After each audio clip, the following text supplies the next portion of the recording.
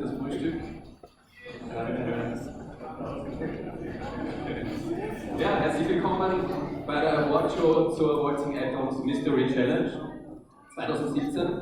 Freut mich sehr, dass ihr alle gekommen seid. In den letzten Monaten haben uns Schulklassen aus ganz Österreich witzige Chemievideos zugesendet und wir waren wirklich überrascht und beeindruckt von neuen Einsendungen. Und die Jury hat dann, die hochkarätige Jury hat die 5 Finalistenteams ausgewählt und freut mich sehr, dass ihr heute alle hier seid. Und bevor wir überhaupt loslegen, möchte ich die 5 Teams mal vorstellen, sodass jeder weiß, wer alle da ist, und in zufälliger Reihenfolge deshalb jetzt die 5 Teams. Das erste Team kommt aus dem Clemens-Maria-Hofbauer-Gymnasium aus Kasselsdorf in Österreich.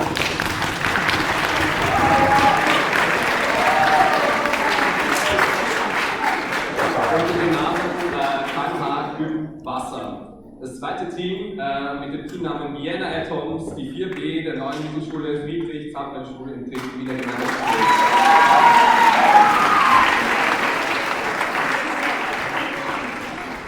Und mit dem längsten Anfahrtsweg und der längsten Anfahrtsdauer Dr. Prowatkes Gang, die 6B des Franziskaner-Gymnasiums aus Halle, Tirol.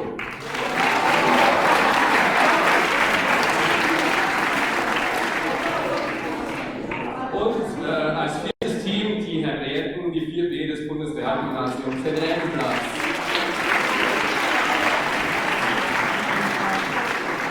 Und last but not least der Young Scientist, der Physikclub der neuen Mittelschule Konstantiagasse.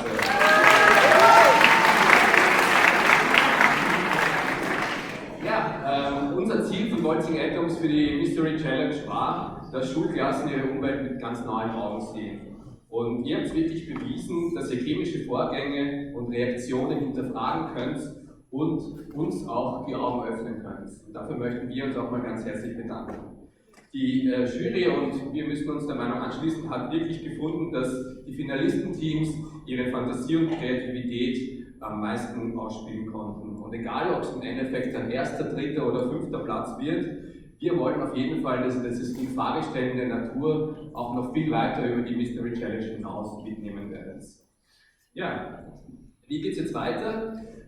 Es wird am Anfang jetzt 2 Überraschungsexperimente geben durch den Chemiker Florian Rudroff und den Physiker Werner Gruber, und danach kommen wir zur eigentlichen Preisverleihung, und abschließend haben wir noch zum Ausklingen ein paar Stationen für euch vorbereitet, aber dazu später mehr.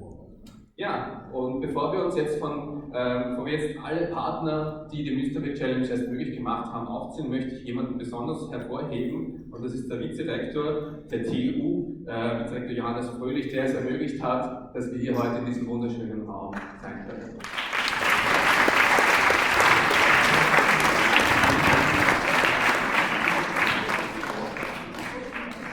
Guten Morgen, auch einen schönen Tag von meiner Seite. Es freut mich, dass so viele Klassen gekommen sind und die Spannung, glaube ich, schon groß herrscht und auch die Preise abräumen. Das sind tolle Preise übrigens, die da von der Firma Waltzing ausgelobt worden sind und wo auch Sponsoren dazu beigetragen haben. Also ich finde es eine tolle Sache, dass man etwas macht, wo man aktiv selbst etwas beiträgt, um eben Probleme aus der Wissenschaft verständlich darzustellen. Ich glaube, wir leiden alle darunter, dass immer mehr Leute die Wissenschaft nicht sozusagen verstehen und sie aus dem Grund ablehnen. Und daher ist es ganz wichtig, dass wir als junge Generation Wissenschaft verständlich an andere vermitteln, und wie man die vermitteln kann, muss es erst selbst verstehen. Weil wir gehen in die Schule, lernt es und hat hoffentlich gute Lehrer und Lehrerinnen, die euch das beibringen, weil letzten Endes nur, wenn man sozusagen etwas gelernt hat und das verstanden hat, kann man es auch weitergeben, und man soll es auch weitergeben. Wir haben diese Mystery Challenge sehr gerne unterstützt. Die Inhaber der Firma, die Gründer der Firma sind übrigens Absolventen unserer Universität. Die haben sich nach dem Studium gedacht, anstatt irgendwo arbeiten zu gehen, machen sie sich selbst Arbeit und erfinden und entwickeln etwas, und mittlerweile ist das ein Produkt geworden, das alle Schulen verwenden, um eben Moleküle und eben auch letzten Endes Chemie sichtbar und darstellbar zu machen, auch gut sichtbar zu machen auf den heute natürlich von allen verwendeten Smartphones und Tablets und PCs, und damit kann man natürlich das auch sehr, sehr direkt jemand anderem zeigen. Das heißt, man hat das in der Hand, das Molekül sozusagen, kann es drehen, anschauen und auch anderen zeigen. Von meiner Seite aus ist das etwas, was ich sehr begrüße. Ich bin übrigens auch selbst Chemiker. Ich bin in dem Haus hier, wie gesagt, in der Witzerin für Forschung. Ich möchte es an der Universität nicht durchgehend erklären, aber an einer Schule gibt es einen Direktor, an der Universität gibt es einen Rektor und dann gibt es eben auch noch entsprechende Vizerektoren, die für einzelne Fachbereiche wie Forschung, Personal und so weiter zuständig sind. Ich bin für die Forschung zuständig, habe selber technische Chemie im Haus studiert und natürlich, mir sagt das auch besonders viel, was dieses Waltzing-Programm kann. Vielleicht noch etwas, um nicht euch so lange aufzuhalten, weil letzten Endes seid alle gespannt, was dann am Ende die Preisverleihung geben wird. Hier an der TU-Wien sind wir in einem sehr tollen Saal hier und der zeigt schon, wie sich Naturwissenschaft und Technik über die eigentlich Jahrhunderte hinzieht. Die TU-Wien wurde 1815 gegründet, also vor etwa 200 Jahren. Wir haben vor 200 Jahren Jubiläum gehabt. Und ein unserer Prunksäle ist der erst vor 10, 15 Jahren hier renovierte Kuppelsaal hier. Dieser Saal hat die Form eines umgekehrten Schiffrumpfes. Das ist wie ein Schiff, wie ein Boot konstruiert, umgekehrt. Das war in der Zeit, so Ende des 19. Jahrhunderts, eine Bauweise, in der man Kuppeln gebaut hat. Und es gibt nur mehr ganz wenige davon in Mitteleuropa. 2 davon stehen hier, diese hier und nebenan in einem anderen Nebengebäude eine kleinere, noch nicht renovierte Kuppel. Die Kuppeln sind meistens verschwunden, weil sie aus Holz waren und eben bei einem Feuer gewesen ist, verbrannt sind. Und diese Kuppel hat überlebt. Und was das Interessante daran ist, und das zeigt eben, wie sich Naturwissenschaft, Technik schon über die 5 Jahre her entwickelt hat und auch vor beinahe 200 Jahren schon sehr viel gekommen hat. Wie das Gebäude gebaut wurde, war es nicht 3 Stockwerke hoch, sondern 2 Stockwerke hoch und die Kuppel ist auf diesem 2-stockwerkigen Gebäude gewesen. Und man hat das Gebäude, weil sehr bald auch die Plätze zu eng wurden durch die vielen Studierenden, haben das Gebäude erweitern müssen und einen 3. Stock draufgestellt. Und das hat man so gemacht, dass man diese Kuppel Zentimeter für Zentimeter gehoben hat. Man hat sozusagen damals mit Dampfmaschinen, die im Suezkanal eingesetzt wurden, mit diesen Dampfmaschinen diese Kuppel Zentimeter um Zentimeter gehoben und konnte dann Zieglerei aufsetzen und letzten Endes ein Stockwerk einschieben und diese Kuppel sozusagen auf das neue Stockwerk dann oben platzieren. Ihr seht also, wie schon damals Ingenieure und Techniker das zu Wege gebracht haben, was man eigentlich heute sich kaum vorstellen kann. Und die Leute damals werden sich nicht vorstellen oder hätten sich nicht vorstellen können, dass heute 200 Jahre später hier junge Schüler und Schülerinnen sitzen, die sich mit Computerprogrammen und mit der Moleküldarstellung letztlich beschäftigen. So zeigt sich, wie sich die Zeit wirklich ändert und wie sich die Dinge erweitern. Wer weiß, was in 200 Jahren hier sich alles abspielt, was uns wir heute nicht vorstellen können. So gesehen wünsche ich euch einen sehr unterhaltsamen und spannenden Vormittag und ich gratuliere jetzt schon allen, die gewonnen haben.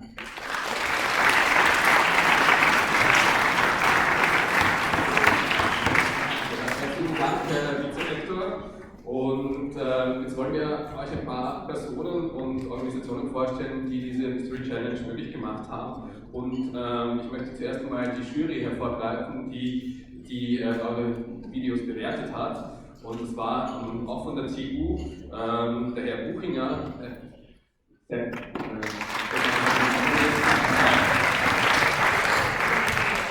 Die Frau Hofinger vom Fachverband der chemischen Industrie konnte leider heute nicht kommen, aber dafür ist die Frau Prinz da. Herzlichen Dank. Dann haben wir die Frau Brodanovic von Transport, die leider heute auch nicht kommen konnte. Und abschließend noch den Herrn Gruber, den wir gleich auch noch in Action sehen werden. Herzlichen Dank für die ganze Jury, für die Bewertung der Videos und für die tolle Arbeit. Und weitere Personen, die diese Veranstaltung möglich gemacht haben von der TU, sind die Frau Albert, die Frau Kunert, der Herr Kreuzeder und besonders heute hervorheben, die werden Sie ja nachher noch sehen, ist der Herr Hüttbeck und der Herr Rudolf, die für die Stationen dann zuständig sind und wo ihr nachher etwas ausprobieren könnt.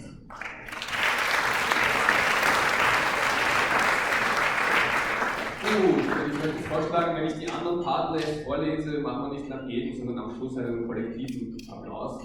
Und ich lese es einfach jetzt mal vor. Diese Organisationen haben Preise beigetragen zur Waltzing Mystery Challenge. Das sind einerseits die Salzwelten aus Salzburg. Herzlichen Dank an Frau Bucher, Dann von Achionau, die Frau Weckersdorfer ist da. Herzlichen Dank fürs Kommen und für diesen tollen Preis. Da kommen wir später dann noch dazu, wenn wir noch Einzelheiten über die Preise erfahren. Dann herzlichen Dank an das Vienna Open Lab, Frau Rinkbauer. Dann auch einen tollen Preis, das Planetarium Wien, diesmal in seiner Funktion als Direktor des Planetariums Wien von Herrn Gruber. Herzlichen Dank. Dann das Österreichische Filmmuseum, herzlichen Dank für den tollen Preis an Herrn Gruber. Und dann von MacBerg kommen ein paar iPads für eine Woche. Herzlichen Dank an Herrn Koch und Frau Schamer. Und ich glaube, ich weiß nicht, ob die Bäckerei schon hergefunden ist. Schon hier. Okay. Herzlichen Dank an die Unterstützung an die Bäckerei Geier, an die Frau Deckel und den Herrn Geier, Geschäftsführer Geier. Und damit vielleicht einen kollektiven Applaus für alle.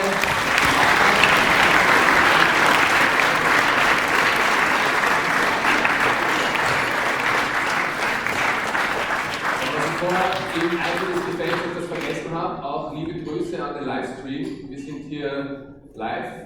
Und der Lukas ist so nett und filmt uns live. Das heißt, an alle Teammitglieder, die heute nicht kommen konnten, aus verschiedensten Gründen, oder auch an andere Klassen, liebe Grüße an den Livestream.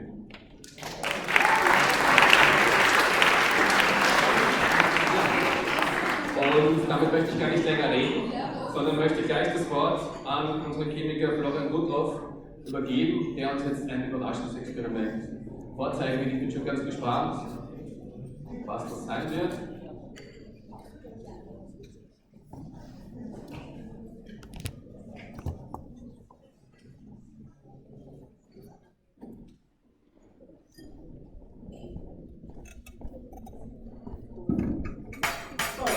Guten Morgen. Ich habe mich schon in Schale geworfen für euch. Also man darf jetzt vor dem Hemd im kurzen Leiberl nicht im Lava stehen. Schutzbrille werde ich gleich aufsetzen. Was ich euch heute gerne zeigen möchte, und ich nehme es gleich vorweg, es wird Eis geben. Und ich habe aber viele Gesichter gesehen und es gibt noch kein Frühstück. Wenn ich fertig bin und wenn die Preisverleihung fertig ist, für alle ein Eis geben. Also ich hoffe, ihr bleibt ein bisschen bei mir. Ich ist dann dorthin. Aber zuerst möchte ich euch kurz ein bisschen zeigen, ich bin organischer Chemiker und mache einen organischen Chemiker, er stellt neue Verbindungen her. Und diese Verbindungen, die er herstellt, sind vielseitig. Das kann reichen von Medikamenten, das ist das, was man am meisten kennt von euch, irgendwelche Arzneistoffe. Das kann aber sein über Kunststoffe und jeder von euch hat irgendwelche Schuhe an oder irgendwelche Leiber an, die Kunststofffasern beinhalten und das ist im Prinzip organische Chemie, der Kohlenstoff passiert. Was passiert bei so einer organischen chemischen Reaktion? Wir brauchen einiges dafür. Das, was ich so aufgebaut habe, erinnert wahrscheinlich an die Kochshow. Genau, das ist es auch. Mehr oder weniger.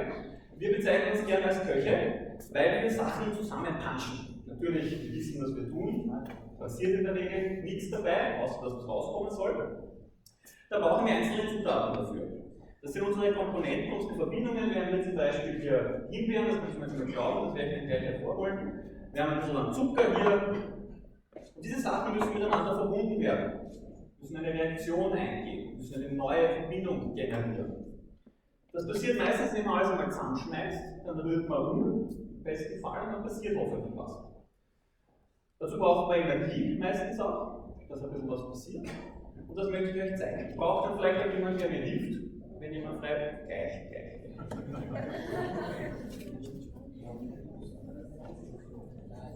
Gut. So, was wir also alles brauchen, um Speiseeis herzustellen ist, wir brauchen einmal Obst. Ja? Das ist einmal gesund, so startet der Tag gut.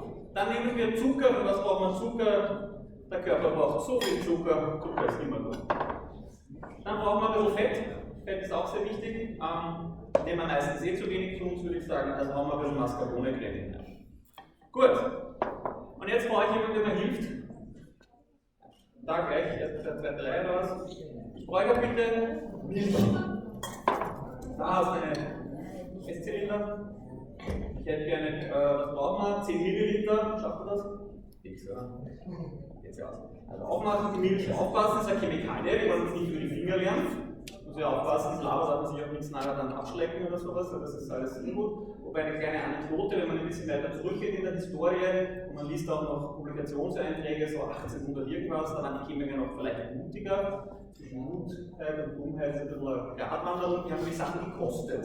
Da war ein Abgang bestimmt, das ist bei manchen Verbindungen sicher wurscht. Nur Vanille zum Beispiel ist das halbes harmlos. Bei anderen Chemikalien oder sowas war das nachhaltig. Aber vielleicht kann das noch aufschreiben können, dann wissen wir jetzt, wie es schmeckt. Gut. Chemikalien zurückkehren ins Gebinde, das macht man nie. Wird ja sauer. Oder? Na, passt schon. Ist gut. Ausgezeichnet, wir nicht Dankeschön. Na, kannst du da bleiben, dann brauchen wir noch Unterstützung. Weißt du, was das ist? Ein Stabmixer. Ja? Gut. Falls ihr noch nicht Haushaltsökonomie in der Schule gehabt habt, ich habe darüber ein Referat halten dürfen in der 7. Klasse über die Stabmixer. Kann ich euch dann nachher erzählen, doch ein netter. Ich muss ein bisschen runtergehen, einfach durchmischen. Ja? Ja, genau. Und nichts rausspritzen, bitte vorsichtig einführen. Jawohl. Sehr gut. Gut, das heißt, wir mischen jetzt die Komponenten zusammen. Geht das? Ja, genau. Ausgezeichnet. So, und damit die Reaktion abläuft, müssen wir es einmal gut durchmischen. Wenn wir nicht gut durchmischen, dann passiert irgendwas. Das leer. Gut. Jetzt haben wir da aber mal die Masse, aber wir haben noch kein Eis. Wie machen wir das jetzt? Wir brauchen eine Kühlquelle. Ich sage mal, bei einer chemischen Reaktion braucht man normalerweise Energie, die eingetragen wird, damit eine Reaktion ablaufen kann. Kann man sich so vorstellen, man nimmt eine Kugel an Steinhaufen, rollt sie über einen Berg drüber, wenn ein anderer Ende wieder ankommt, fällt sie selber runter. Das ist gut. Sehr schön. Sehr homogen. Das können wir jetzt setzen.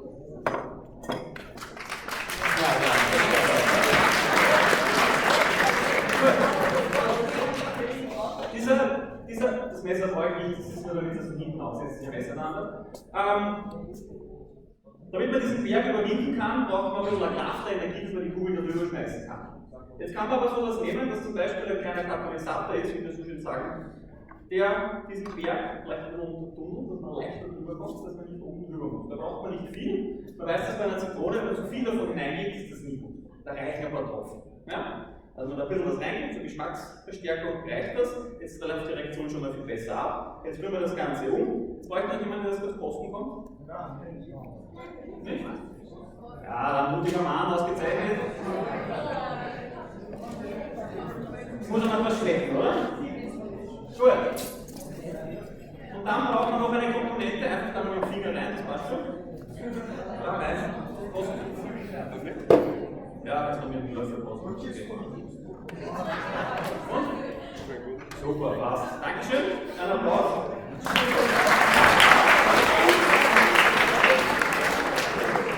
So. Flüssigen Stickstoff kennt jeder von euch. Die vielleicht Lehrer unter euch sind, kennen es noch aus dem Film Terminator 2. Die Jungen von euch wissen vielleicht nicht mal, wer Arnold Schwarzenegger ist. Oder? Kennt man noch den Namen, oder? Gut. Flüssiger Stickstoff ist relativ kalt. Weiß jemand, wie kalt? Ja, sehr kalt. Wie kalt? Sehr kalt. Sehr kalt. Das ist eine gute Definition. Jetzt habe ich völlig gesagt, minus 196 Grad Celsius kannst du dir das auch keiner vorstellen, oder? Denke ich mal. Das heißt, noch wenig. Das heißt, wir können sehr kalte Temperaturen erzeugen. Was heißt kalt? 0 Grad kennt jeder, minus 10 Grad kann sich auch vielleicht jeder vorstellen, minus 20 hat er meistens die Gefrierfächer und unter minus 20 Grad geht man fix nicht mehr Skifahren, oder? Also wenig zumindest. Ja? Und wenn man jetzt dann zur Welt geht, so wie an die Antarktis zum Beispiel, da gibt es Temperaturen bis minus 70, minus 80 Grad, auch recht frisch, da kann man schon fast nicht mehr atmen. Ja? Und wenn man noch ein bisschen kälter wird, geht das. Ja? Dann kann man Plastik zum Beispiel sehr leicht zum Springen bringen. Ja? Gut, das heißt, wir haben unsere Temperatur, minus 196 Grad, da ist der Stickstoff flüssig. Das heißt, wir mischen die beiden jetzt zusammen. In dem Fall wollen wir keine Energie eintragen, sondern nehmen Energie raus, weil wir das kalt machen. Jetzt brauche ich jemanden, der mir rühren hilft. Ja, mal ein Mädchen vielleicht. Jetzt brauchen wir Schutzkleidung dafür. Handschuhe. Jetzt wird es gefährlich. Brille. Ich kann die Handschuhe noch ausziehen, das heißt, wir noch einen Mann. So. Jetzt lasse ich es dann alleine. Ja? Ich möchte das schon machen. Ja, das ist ein bisschen klein vielleicht. Das ist für die Kinder, aber das ist vielleicht für kleine. Zumachen bitte. Handschuhe anziehen. Sehr gut. So, und was wir jetzt machen mit dieser Eismasse ist, wir machen, also das ist ja kein Eiswasser, sondern das ist eine Mascarpone-Masse, wir fügen jetzt flüssigen Stickstoff ein. Das heißt, wir kühlen die Wassermoleküle, die da drin sind, extrem schnell ab. Und das macht es so cool, weil das macht es nämlich so fein, so cremig. Ja? Wenn man nämlich ein Eis so langsam abkühlt, dann wird es meistens, ja, dann haben wir ein paar Zähler mit Eisklumpen, dann haben wir bei der Frucht wieder, das wollen wir nicht, oder? Das ist natürlich ein gut rührt. Ja, ich gieße den Stickstoff rein. Kann dir nichts passieren, glaub mir. Ja, gut ausprobieren? Ausgezeichnet. Gut. Geben wir mal die Masse da hinein. So. Schon nervös? Gut. Dann brauchen wir den Kochlöffel natürlich zum Umrühren. Und jetzt, damit es geschmeidig wird, schön kontinuierlich rühren. Okay? Nicht schrecken, spitz rühren. Ah ja, und was ich natürlich vergessen habe, was ganz wichtig ist in der organisch-chemischen Küche, weil stellt man sich vor, es muss stinken und rauchen. Das mit Stinken lassen wir weg, aber rauchen geht's. Gut. Ah, schön kräftig drin, die Schüssel vielleicht festhalten. Na, genau, wird schon fester. Keine Klumpen bitte. Ja? Das heißt, was wir jetzt machen, ist, wir frieren im Prinzip Wasser aus der Masse. Das mit cremig wird dann nicht, glaube ich. Und wenn es dann mal so schlagen, oder? Vielleicht ein bisschen zu viel abgekühlt, aber wenn wir noch weiter cremig rühren, dann werden wir auch nachher ein bisschen Eis haben. Das heißt, wir haben jetzt das sehr schnell abgekühlt, wir haben eine sehr gute Verteilung von den Wassermolekülen bekommen. Ja, das geht schon noch. Genau. Und jetzt ist das Schöne, wenn die chemische Reaktion fertig ist, wir müssen es verkosten, oder? Das sagt man so Analytik. In der Analytik kosten wir natürlich nicht in das Essen. Das sind andere Methoden, aber das können wir dann nicht kosten, oder? Da rühren wir noch ein bisschen. Ja? Gut, das heißt, wir haben jetzt die flüssigen Stickstoff im Prinzip Wasser ausgefroren. Ich könnte jetzt aktiv sagen, wir haben noch keine chemische Reaktion gemacht, dann ist das noch nicht passiert. Man kann sich aber sehr gut vorstellen, wenn man in der Küche steht und einen Kuchen backt, dass man, wenn man das Endprodukt rausnimmt, dass man im Prinzip Reagenzien eingesetzt hat und ein fertiges Produkt rausgekommen hat. Und das ist das Schöne an der organischen Chemie für mich, dass immer wieder neue Bildungen herstellen, eine Mechanikform hergestellt hat, und man sagen kann, das habe ich selber gemacht in der molekularen Küche. Wenn wir da fertig sind, dann werden wir das noch verkosten und dann übergebe ich die Bühne den Kollegen und freue mich schon dann hinten, wir haben für euch noch was vorbereitet. Ihr dürft alle einen Slime mit nach Hause nehmen. Ja. Voraussetzung ist, ihr schafft es euch selber herzustellen und bitte spielt uns nachher damit, die Aufpasser sind eure Lehrer. Und damit bedanke ich mich.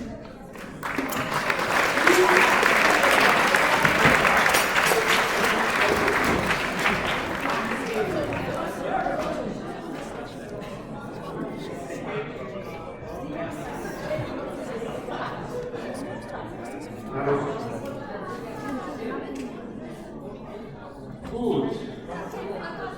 Das heißt, heute gibt es eine sehr gute kulinarische Mischung Eis, Popcorn, wenn wir noch auch noch bekommen, was man daraus alles machen kann. Das heißt, nach dem ersten Überraschungsexperiment kommen wir jetzt gleich zum nächsten Programm und ich darf die Bühne gleich direkt übergeben an den Physiker Werner Bruder. Viel Spaß! Ja, ich wünsche euch einen sehr schönen guten Morgen. Ich freue mich, hier sprechen zu dürfen und wurde kurz gebeten, ein bisschen was über Chemie zu erzählen, wo ich mir spart, ich bin Physiker, ich habe was Echtes gelernt. Nein, Chemie ist toll, ist auch nur Elektronen, also nur es sind Elektronenphysiker, die ganz tolle Sachen machen. Darf ich kurz den Stickstoff benutzen? Ja, wir haben genug. Wir haben genug. Wer hat schon einmal flüssigen Stickstoff über seine Hand drüber gegossen gekriegt? Und Sie kennen das schon? Gut, Sie haben noch die zweite, das heißt, das ist gut gegangen. Hat der Lehrer Ihr Vater das Experiment gemacht. Wer möchte mal flüssigen Stickstoff in seiner Hand spüren? Du hast das erste Fahrzeug, Wasser?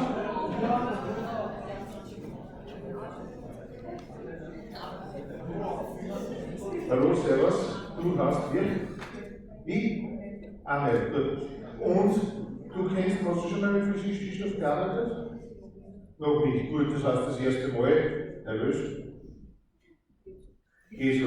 Gut, du hast keine Schularbeit mehr, also das könnte ich ausheilen mit der Hand über die Sommer. Das geht los. Also okay.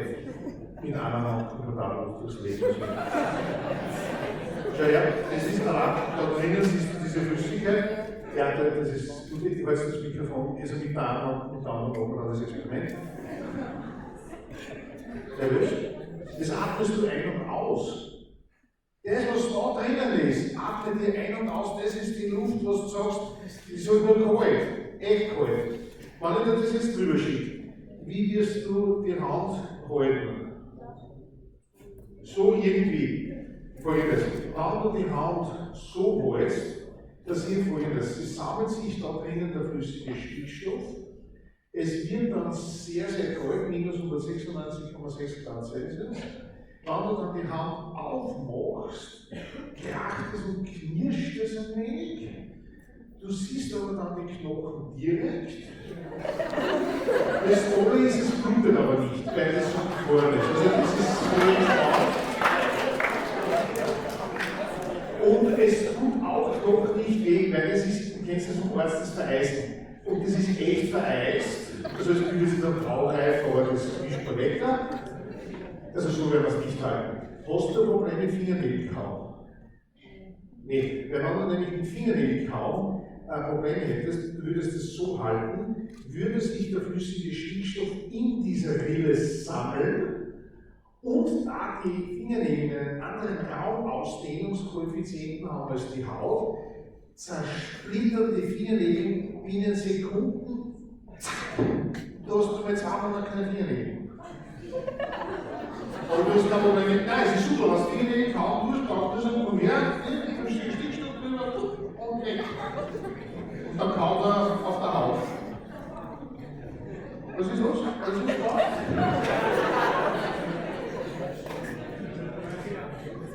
So, also, wir halten die Hand, was ich dir empfehlen würde, dass es so heißt. Die Finger ein bisschen auseinander, nach unten. So. Okay? Zeig mal vor. So, was ganz wichtig ist, dass man sich weg vom Körper hält, dass es nicht drauf tropft. Machen wir noch mal ein Foto von der Hand, dass wir so eine kleine aufhören. Die Gesichtsfarbe hat sich schon geändert. Wie? Das war kein Spaß. Nein, ich liebe es nicht zu scherzen. Mein Job. Ich mag das gerne.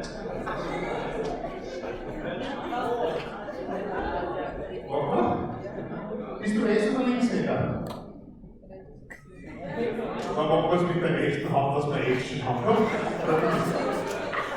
Seht ihr, dann machen wir es mit der rechten Hand, jawohl. War schön, dass wir das kennengelernt haben. Kennst du den Leidenfrosteffekt? Doch, weil die Frage ist, kennst du den Leidenfrosteffekt? Wo ist der Physiklehrer oder Physiklehrerin?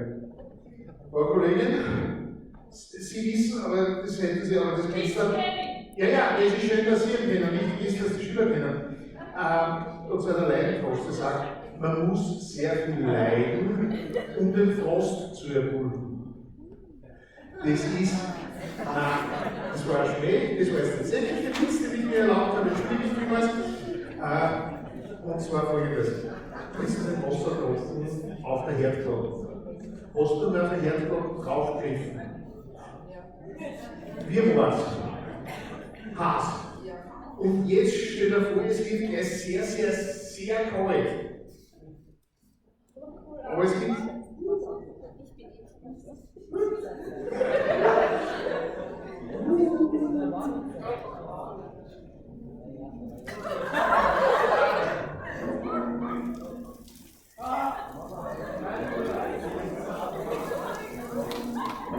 Und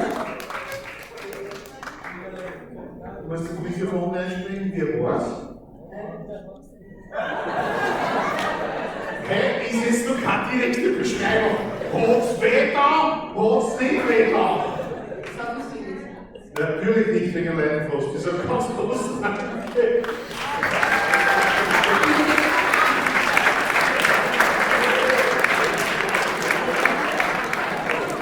So, ganz kurz zur Erklärung des Leidenfrosteffekts.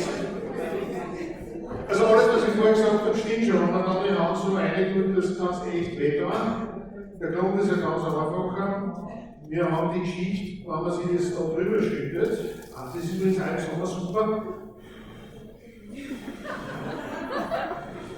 Was extrem heiß ist, dieser Nebel, der kommt vom Wasser. So, warum schwimmen ist aus dem ganz einfachen Grund, ist die Temperaturdifferenz zwischen einem Festkörper und einer Flüssigkeit ausreichend groß, dann wird, wenn diese Flüssigkeit Kontakt mit dieser Oberfläche hat, der dampfen, das ist genau dieser Wassertropfen auf der heißen Erdplatte, und das führt dazu, dass sich eine Dampfschicht bildet, durch diese Dampfschicht geht nichts durch.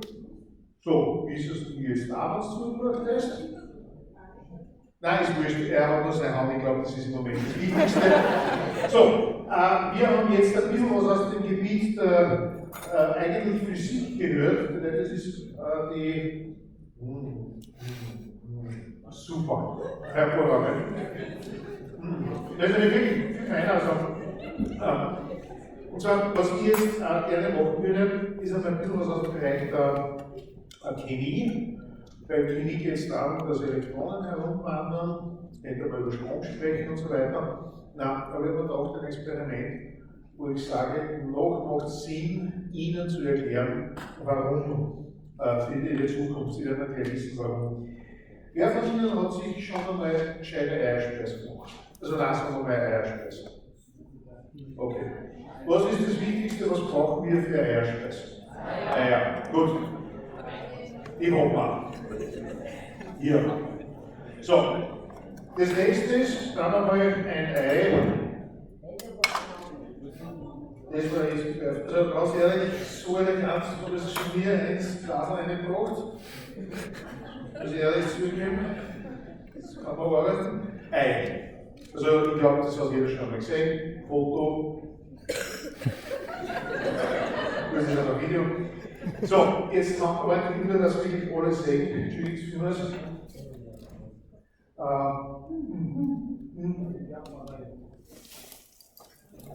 So, und zwar Ei. Was brauche ich noch, um eine Eierspeise zu machen? Bitte. Wie? Eine Pfanne und was zu tun? Mit einer Pfanne kocht man nicht, mit einer Pfanne brät man oder schlägt man. Also, kommt davon, was du vorhast. Bitte sehr. Um was zu tun? Um das Ei anzubraten, kannst du Teflonpfanne nichts geht ohne. Okay. Das ist vielleicht der Begriff der Physik. Wir haben zuerst die Kälte gehabt. Was ist das Gegenteil der Kälte? Hitze. Wärme, genau. Das ist die erste Möglichkeit, um eine Eierspeise zuzubereiten. Übrigens ist es auch gleich dazu, arbeitet mit einer niedrigen Temperatur, auch wenn die Eierspeise 10, 15 Minuten braucht, sie wird besser. Glaubt mir, dass ich habe ungefähr 5 Jahre daran herumexperimentiert. Ich habe, glaube ich, 250 Eierspeise unter Laborbedingungen gemessen. Ich verkoste, aber es soll sich wirklich kosten. So, Eierwärme. Was passiert aufgrund der Wärme? Im Ei befinden sich sogenannte Eiweiße.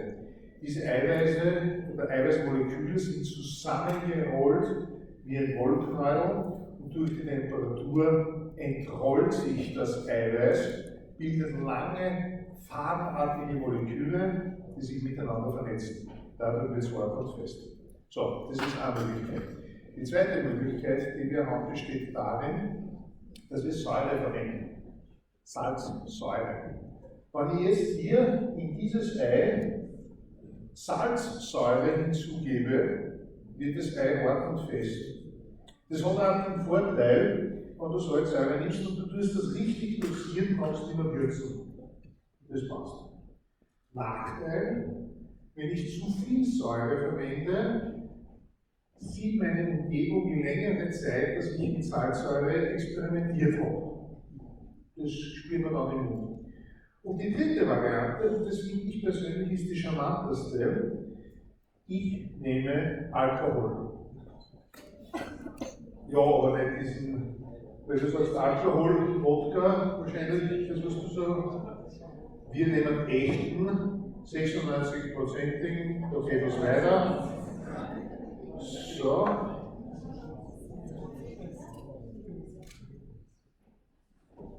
Gut, das sind jetzt 2 Standpunkte, das heißt für die Ferien, das ist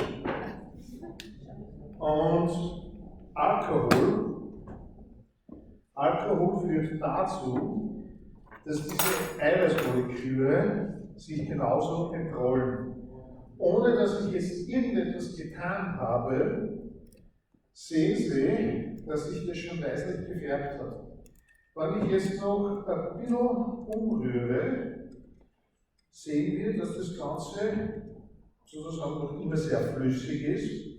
Weil wenn ihr eine Eierspeise macht, werden Sie beobachten, dass sich auch sehr viel Flüssigkeit bildet, die verdampft. Weil eine Eierspeise dampft. Da kriegt man übrigens eine super Eierspeise, wenn man ein bisschen Deckel drüber tut, dann kommt nicht der Dampf wieder zurück. Und das führt dazu, dass es extrem gut, darf ich das schützen nehmen? Ja, danke. Dass das Licht die Wärme doppelt und dann ist es nur mal so flammig. Also das ist extrem super. Was wir jetzt machen ist, wir können dieses Wasser abgießen. Das könnte man theoretisch Kindern zum Trinken geben. Muss man aber nicht. Also, so, das gießen wir weg. So, was ist noch flüssig drin? So, das ist eigentlich fast nur Wasser, diese Eiweiß noch gebildet. So, und was wir jetzt haben, ist der richtige Eierspeise. Das, was jetzt übrig geblieben ist, Wasser, das ist hier, wenn man sagt, der Eierspeise. Mehr ist es nicht. Jetzt gibt es ein paar Dinge dazu zu sagen. Erst einmal dann nehmen wir Kostenbögen. Viel Spaß. Ich sage gleich dazu, ein Gabel entspricht ungefähr einem Stammball. Jetzt haben wir ein paar Dinge, auf die ich aufmerksam machen möchte. Ich weiß jetzt nicht, ob jemand bei euch noch schon raucht. Wenn jemand Zigaretten raucht und jetzt diese Eierspeise kostet, würde ich doch ein bisschen Zeit vergehen lassen zwischen dem Essen der Eierspeise und die Zigarette anzünden. Wenn man dieser Alkohol in der Lunge drin ist und man zündet sich die Zigarette an, wirkt die Flamme durchaus sehr stark weiter. Das Zweite, sage ich auch gleich dazu, eine kalte Eierspeise schmeckt nicht besonders. Was ich jetzt empfehlen würde, ist, wenn Sie eine angenehm warm habt, das ist jetzt das, was man fürs Leben lernt. Wenn Sie aber in der Situation sind, dass Sie einen Strom in der Hand habt, weil Sie schwerer Alkoholiker sind und ihr wollt was warmes im Oben haben, Alkohol ist daheim, Eier kriegst du irgendwo her und dass das dann auch schön warm ist, dann flankiert sie. Gebt ein bisschen Staubzucker dazu, Rumflammen, das ist schon wurscht, und zündet das Ganze an, rührt um. Ihr könnt euch auch dann vorstellen, dass man sagt, ja, der Alkohol ist verbrannt. Tatsächlich ist das nur ein ganz geringer Anteil. Warum ich euch dieses Experiment zeige, erstens mal, es zeigt sehr schön, wie toll Dinge oder wie einfach Dinge passieren können. Was ich aber nur, das soll jetzt nicht der moralische Aspekt sein, aber ich muss auch dazu sagen, es hat tolle Vorteile, diese Eierspeise. Wenn du diesen Biss zu dir nimmst, brauchst du die nächsten 3-4 Tage die Zähne nicht mehr putzen. Nichts ist mehr drinnen. Alkohol desinfiziert, das verwenden wir ja gerne, wenn Sie eine Impfung oder was kriegt, zum Desinfizieren. Mit dem einmal im Mund drinnen, bis die nächsten Wochen keine Zähne mehr putzen. Das ist nicht mehr notwendig. Da traut sich kein Bakterium mehr rein. Was ich jetzt aber euch noch kurz nahebringen möchte, deswegen finde ich dieses Experiment so wahnsinnig toll. Woraus glaubt ihr, besteht euer Gehirn? Fett und Eiweiß. Wenn ihr Alkohol trinkt, egal welche, Wein, Bier, Cognac, genau das hier passiert in eurem Gehirn. Viel Spaß!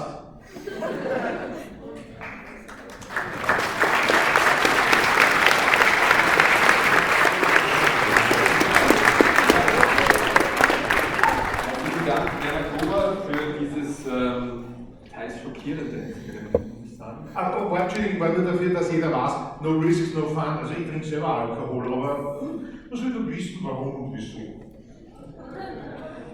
Ja, und nach diesen 2 Experimentshows seid jetzt ihr die großen Stars. Wir werden jetzt gleich eure Videos sehen.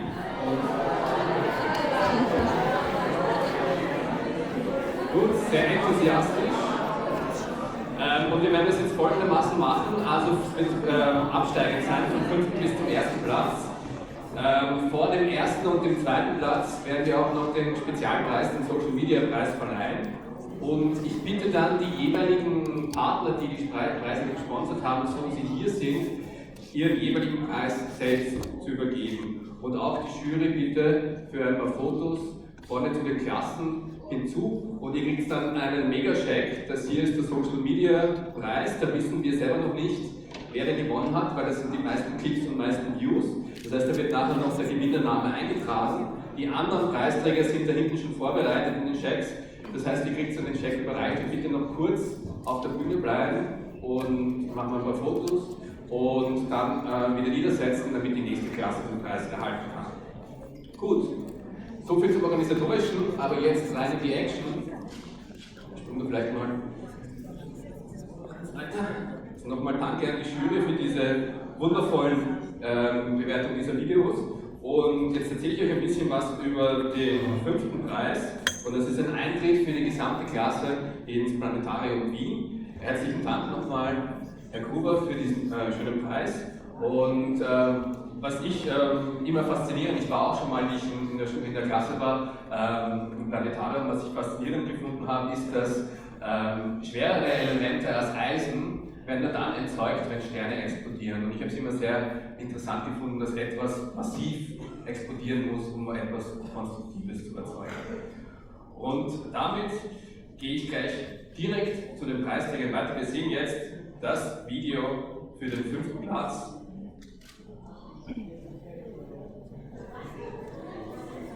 Den 5. Platz gewonnen haben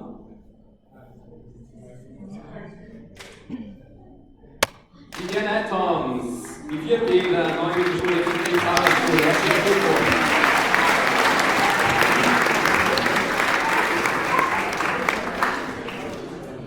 Okay, wir haben offensichtlich ein technisches Problem.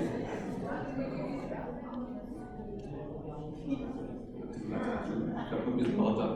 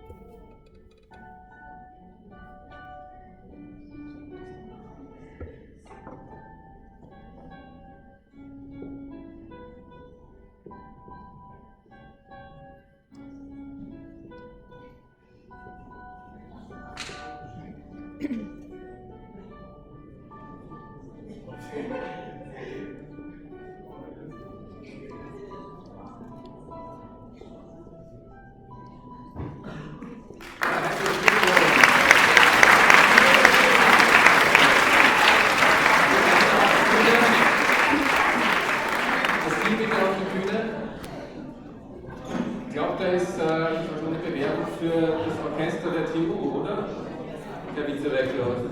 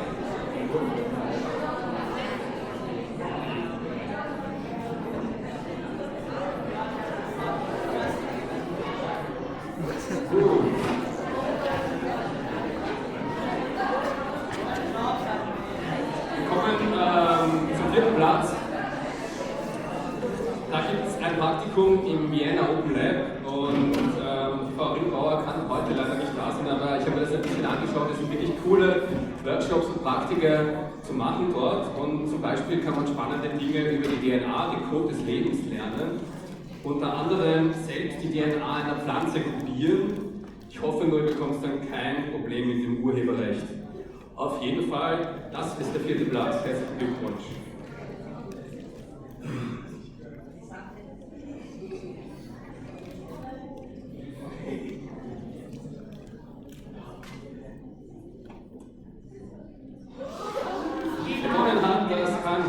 Wasser, 4D und 4C der Clemens Maria Hofbauer Gymnasiums Kasselsdorf.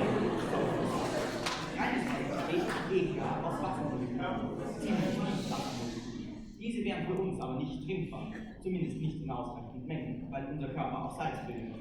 Glücklicherweise löst unser Trinkwasser auf seinem Weg von Regentropfen bis hin zum Brunnen Salze aus den diversen Gesteinsschichten durch die Sicke, wie zum Beispiel Calciumcarbonat. Das Calciumcarbonat verursacht zwar, dass unser Wasserkocher schneller verkeilt, hat aber keine gesundheitlichen Auswirkungen. Leider kann nicht aus jedem Boden in Österreich und schon gar nicht auf der Welt so ein sauberes Wasser entnommen werden. Teilweise kann man selbst in der EU über 1000 unterschiedliche gelöste Substanzen in Gewässern nachweisen, die auch wissenschaftlich belegte Auswirkungen auf das Ökosystem haben. Aber woher stammen diese Verschmutzungen? Der Hauptgrund in unserem Konsum- und Wegwerfgesellschaft, die einerseits die Herstellung von landwirtschaftlich oder industriell hergestellten Gütern erfordert und die andererseits eine große Menge an Müll hervorbringt. Längst wird der Restmüll in Österreich nur mehr verbrannt und alte Deponien sind stillgelegt. Doch das Sickerwasser in ihrem Inneren bleibt über Jahrzehnte ein Problem.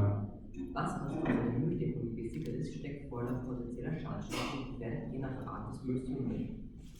Phthalate, werden für PVC und Chemie als Weichmacher verwendet. Nachweislich gesundheitliche und aromatische Verbindungen lassen die Hormone wirken. Apropos Hormone. Innerhalb der EU werden Hormone auch in der Landwirtschaft eingesetzt. Etwa um den Zyklus der weiblichen Steine gleichzuschalten, um sie zeitgleich künstlich befruchten zu können.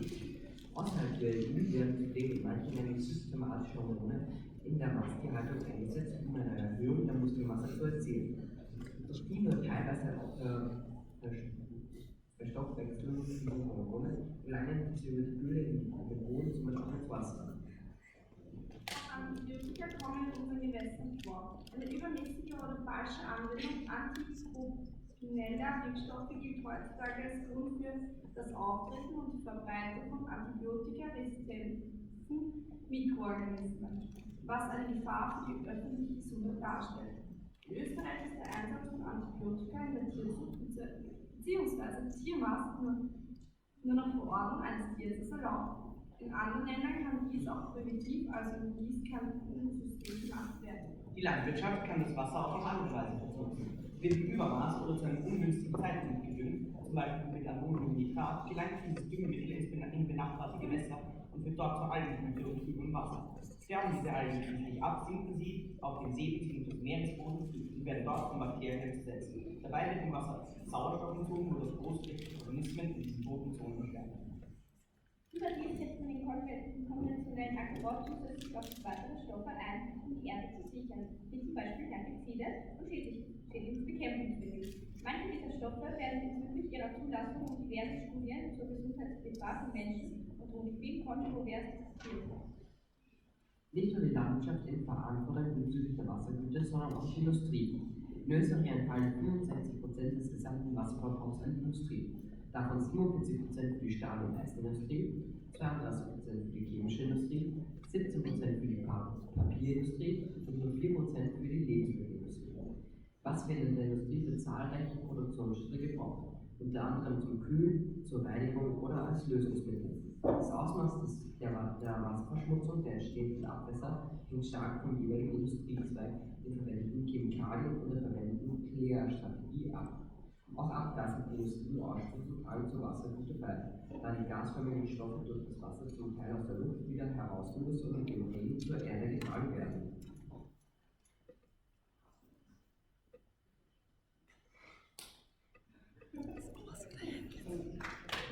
Ja.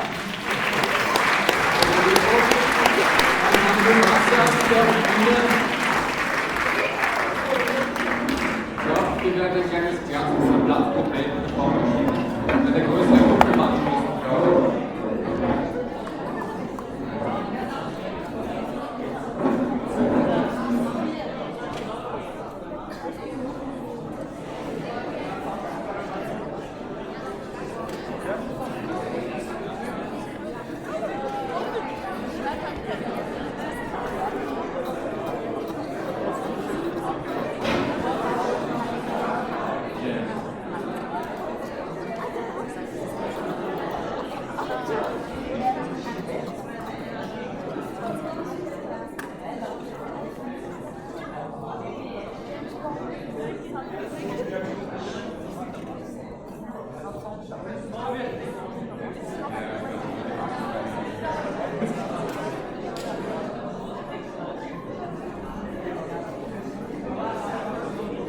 Noch einen Schritt rüber.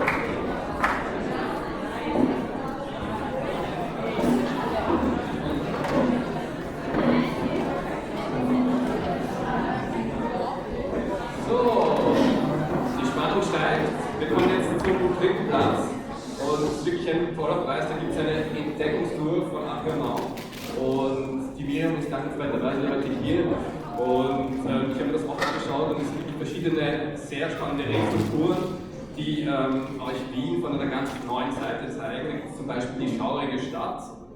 Kann das vielleicht sein, dass du eine alte Studentenwohnung gefunden hast? Gut.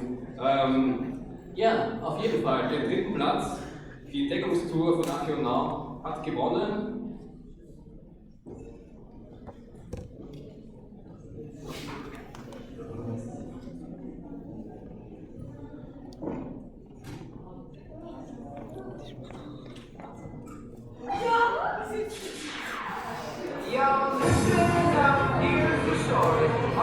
Den dritten Platz hat gewonnen die Hände, die 4B des Bundesland und den dritten Platz. Waltzing vom F.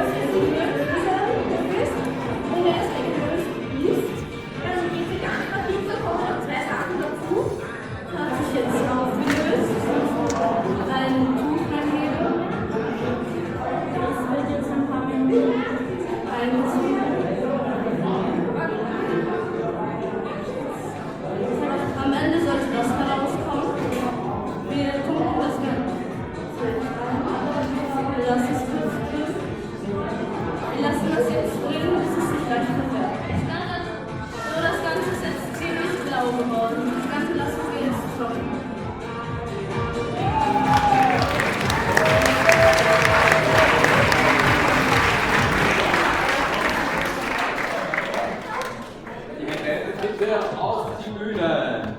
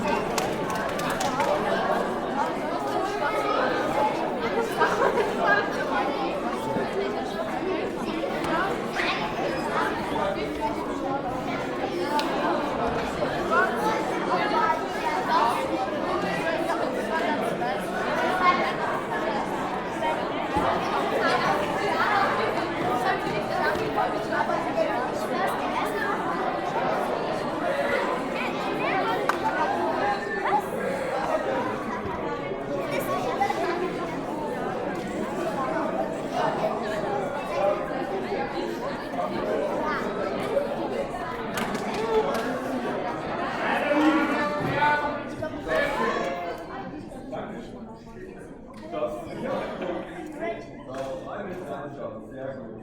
Und nochmal zu mir schauen. Zwei Fotos schauen. Und Dankeschön. Herzlichen Dank, Gratulation an den ersten mit einem Lied, das mich selbst in meine Eigenliebe zurückversetzt hat.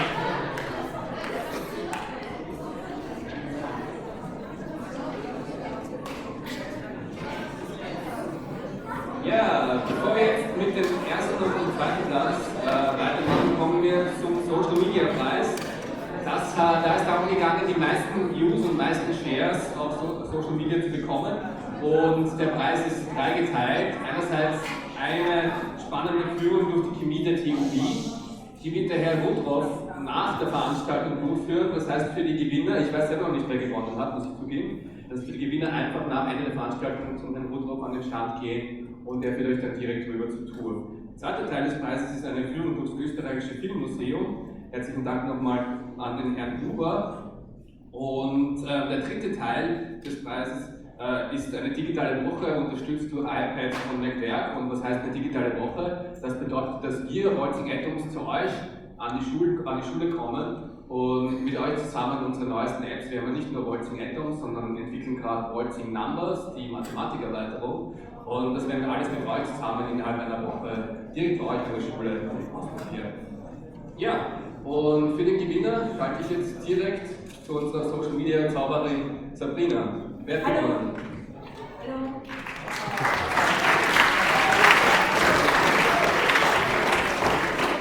Also ihr hattet ja heute bis 9 Uhr Zeit, eure Videos bewerben für Like und Views und ihr habt es echt super toll gemacht und ich habe eben gerade noch alles ausgezählt und es war wirklich sehr, sehr knapp. Aber es gibt eine Gewinner. Und der Social Media Preis der Mystery Challenge 2017 geht an das Team The Young Scientist.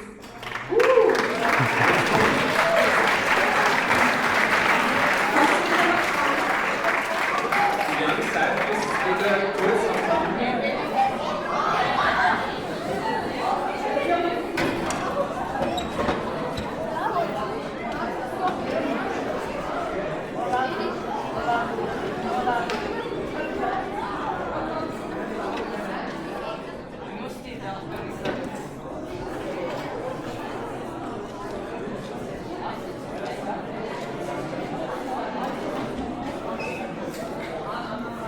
Die Jury auch nochmal kurz einen Blick auf die Bühne kommen.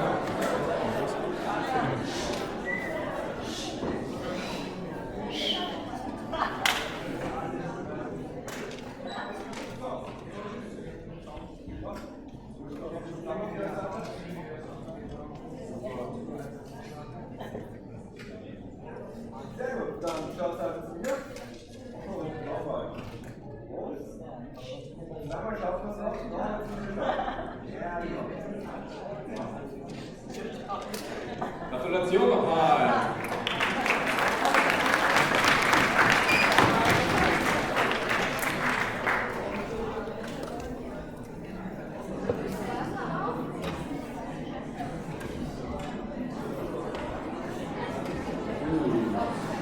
Das war der Social Media Preis der Mystery Challenge und jetzt geht's ans Eingemachte. Die Young Scientists sind ja auch noch für den Hauptpreis im Rennen und da geht es zwischen Dr. Kowatkis Gang und eben den Young Scientists. Und da durch den zweiten Platz automatisch auch der erste Platz fixiert ist, werde ich jetzt zuerst mal die zwei Preise vorstellen, und das waren wirklich unsere zwei Hauptpreise. Das heißt, der zweite Preis war ein Klassenausflug in die Salzwelten, und das ist auf jeden Fall nach Salzburg, und da kann man sich unter 3 Bergwerken, Hallstatt, Hallein oder Altaussee, eins aussuchen, und jedes der einzelnen Bergwerke birgt wirklich spezielle Geheimnisse, und beispielsweise nur Hallstatt, da könnt ihr eine Reise in die Vergangenheit und für 7000 Jahre in die Vergangenheit machen. Dann kommen wir zum Hauptpreis der Mystery Challenge 2017. Das ist, und das wisst ihr sicher alle, ein großes Klassenabenteuer, ein zweitägiger Klassenausflug in den Naturpark Eisenwurzen. Und da ist offensichtlich das Autocomplete von iOS hat zugeschlagen. Aber ihr wisst, wo das ist, in der Steiermark. Und das Besondere daran ist, dass euch sicher in den 2 Tagen nicht langweilig werden wird. Das heißt, ihr könnt raften gehen, ihr könnt eine Höhle entdecken, Natur entdecken, und der Preis hat einen Gegenwert von 2.500 €. Und nochmal herzlichen Dank an die TU-Wien, an den Vizerektor Fröhlich, diesen Preis möglich zu haben. Und damit möchte ich euch gar nicht mehr. Ja, einmal Applaus.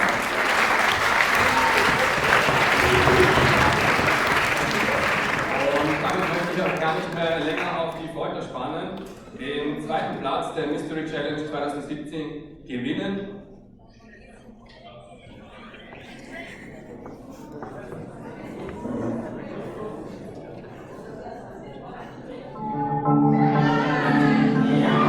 Young Scientists aus der Konstanziergasse, herzlichen Glückwunsch!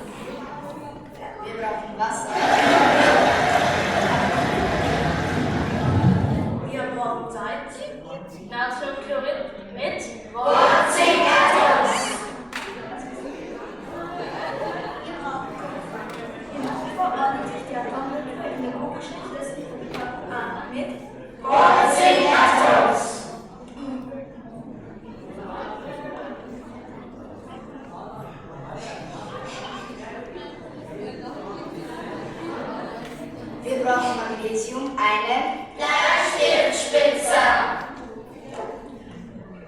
Die Metalle ordnen sich die Metallionen nach dem Modell der dichtesten Kugelpackung an. Hier siehst du die Anordnung der Metallionen im Magnesium. Es handelt sich um die hexagonal dichteste Kugelpackung. Mit Waltzing Atoms.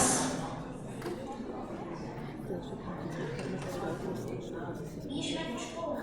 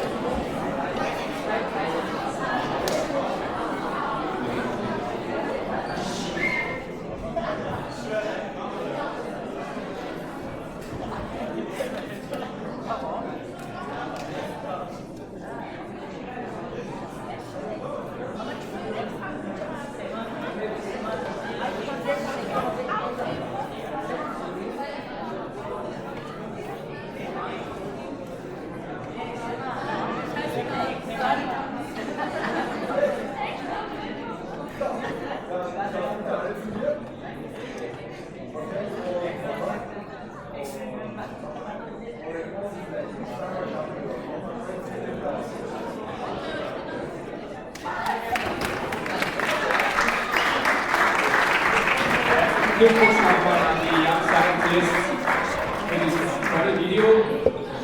Und damit ist auch klar, gewonnen hat und den ersten Platz, den Hauptpreis Dr. Kowatkes Gang. Und wir schauen uns jetzt gemeinsam das Gewinnervideo an. Hat die Jury und uns gleichermaßen beeindruckt. Herzlichen Glückwunsch zum Gewinn des Hauptpreises.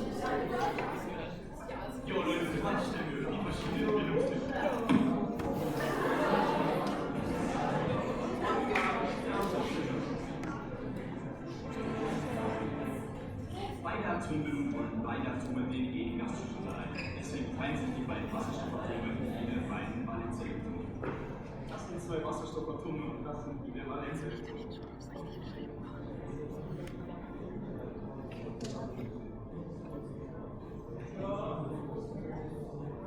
Nun machen wir weiter mit der Ionenbindung. Bei der Ionenbindung wollen wieder beide Atome den Gastzustand sein. Wie zum Beispiel jetzt Natrium und Chlor. Deswegen Natrium ein Elektron ab und Chlor nimmt dieses wieder auf. Damit erfüllen beide die Oktettlinge. Zu guter Letzt die Metallbindung. Bei der Metallbindung werden die Elektronen in die gemeinsame Elektronengaswolke abgegeben.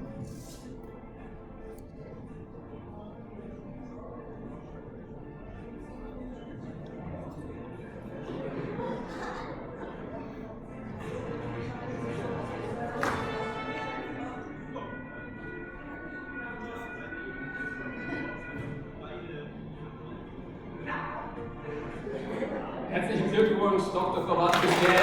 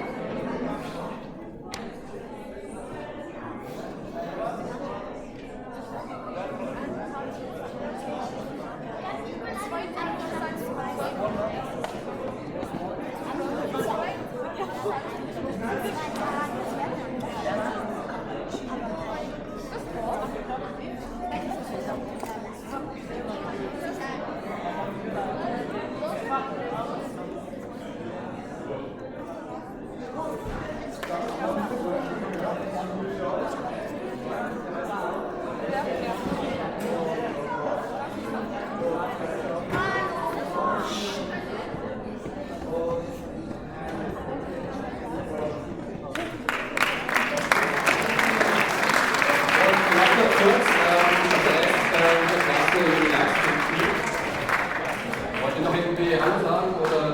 Ja, wir haben gewonnen. Auf jeden Fall viel Spaß der ganzen Klasse in Eisenwurzen. Haut rein! Ja.